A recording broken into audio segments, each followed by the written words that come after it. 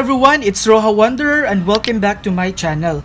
Kung first time mo sa channel kong ito, maaari mong isubscribe at i-click ang notification bell para ma-notify ka sa mga next videos ko. SBWS Update. Empleyado, mababawian nga ba ng 6,000 ayuda? Isa ka rin ba sa mga mababawian ng 6,000 ayuda mula sa Small Business Wage Subsidy or SBWS program?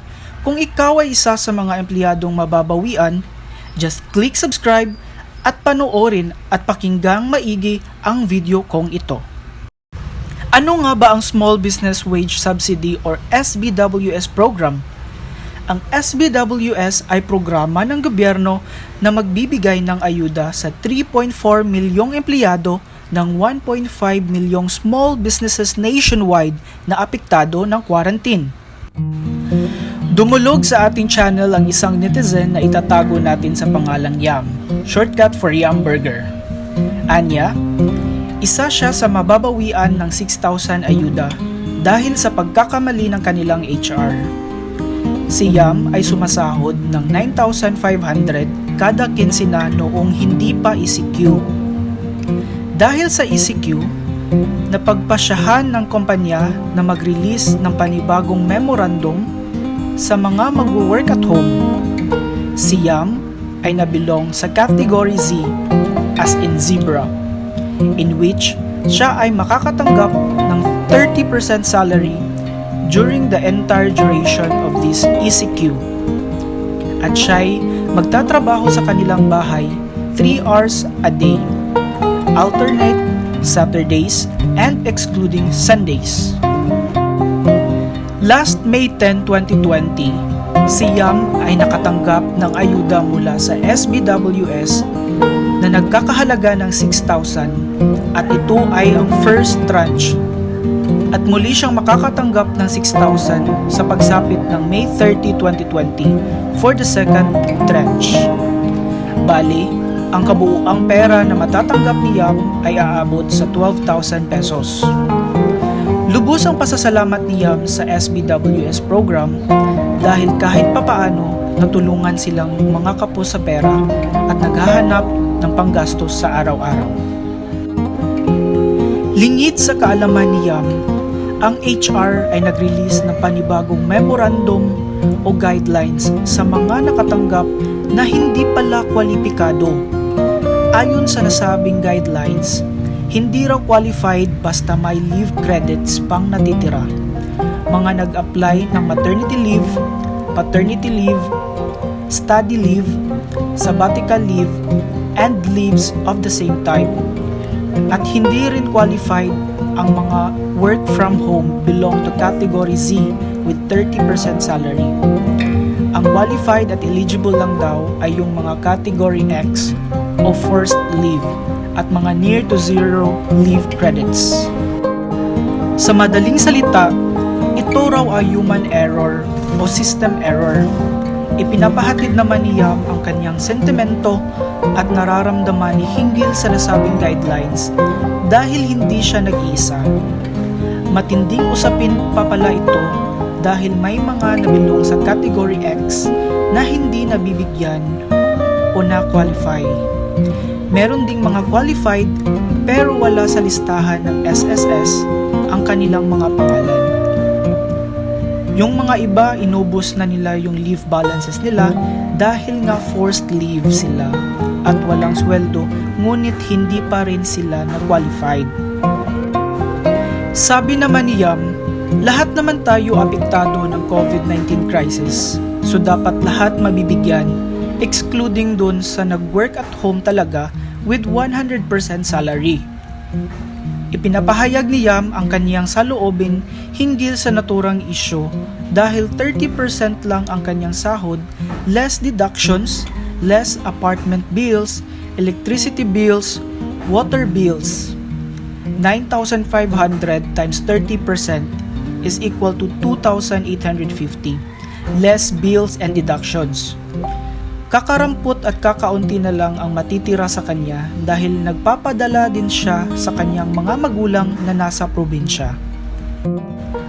Anya, Sana naman magkaroon ng kahit kakaunting konsiderasyon ang company at ang SBWS program.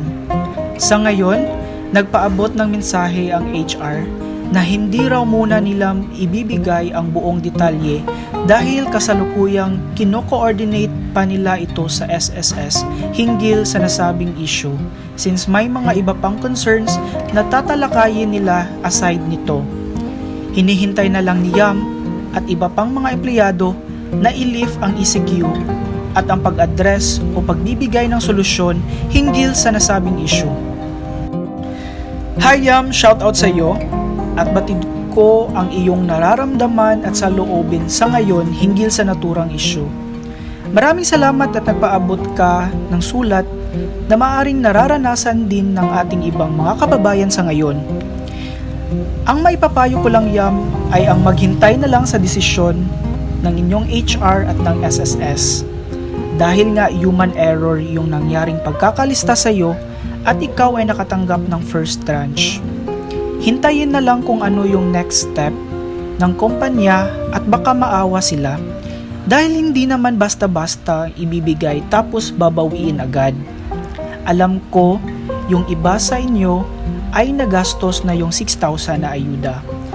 Let's just pray na extend ang consideration sa inyo at i-address na may kasamang solusyon sa naturang issue.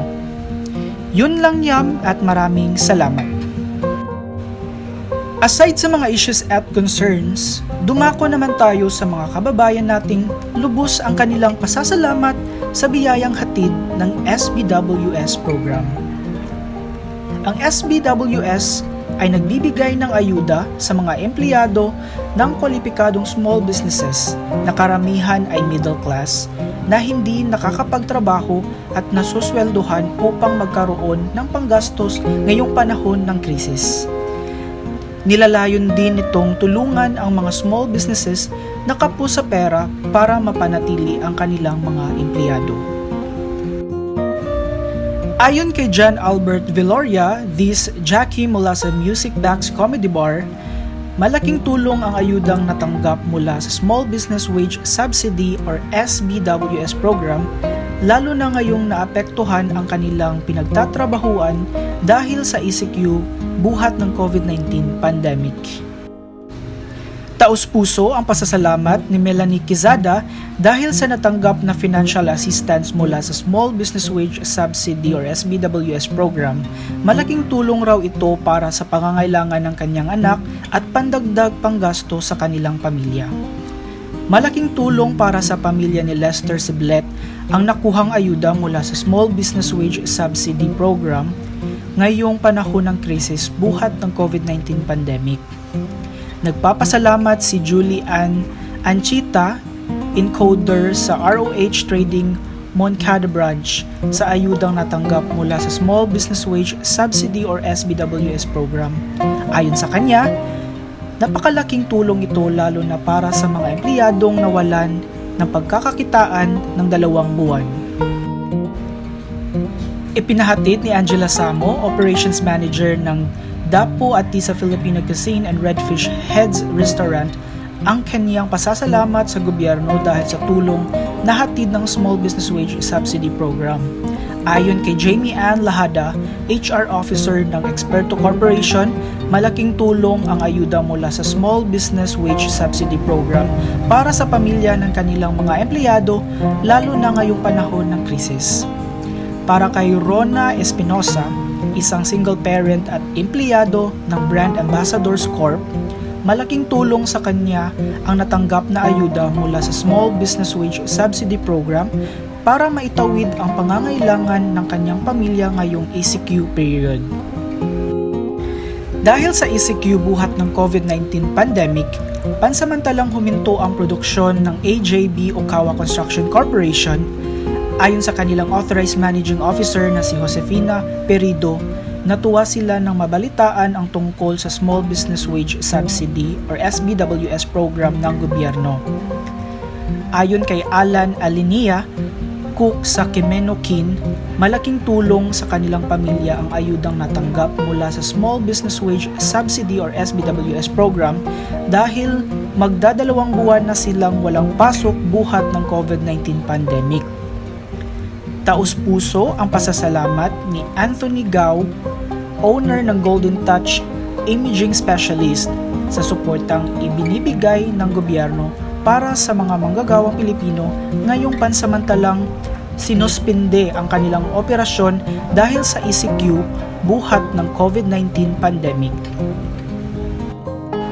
Malaking tulong ang Small Business Wage Subsidy or SBWS program sa mga Pilipinong manggagawa ayon kay Arnold Arban ng Kapitbahay Restaurant sa Gumaca, Quezon Province. Ayon kay Mary Villar, empleyado ng Exalta Auto Parts and Services Corporation, malaking tulong ang natanggap nila mula sa Small Business Wage Subsidy or SBWS program ngayong oras ng krisis, lalo na para sa kanilang mga kasamahan na mekaniko at padre di pamilya. Malaking bagay ito sa kanila, anya. Nagpapasalamat si Cristina Ronquillo ng Kimenokin sa tulong na hatid ng Small Business Wage Subsidy or SBWS program. Anya, malaking bagay ang ayudang matatanggap ng kanilang mga empleyado lalo na ngayong panahon ng krisis.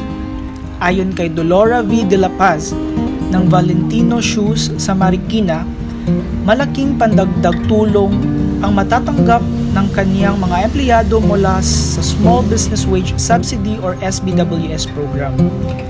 Para sa karagdagang impormasyon, bisitahin lang ang bit.ly/SBWS program FB #COVID-19PH. Ayan mga kabroha, mga successful stories na hatid ng SBWS program sa mga kababayan natin na nakatanggap. Tuloy-tuloy lang po ang pag-share at komento sa inyong SBWS stories. In light of this COVID-19 pandemic, we are still the hope of our country.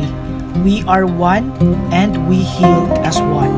Once again, this is Rojo Wanderer at kung nagustuhan nyo ang video kong ito at kung may napulot kayong impormasyon, maaari nyong isubscribe at i-click ang notification bell para ma-notify ka sa mga next videos ko. Thank you and goodbye!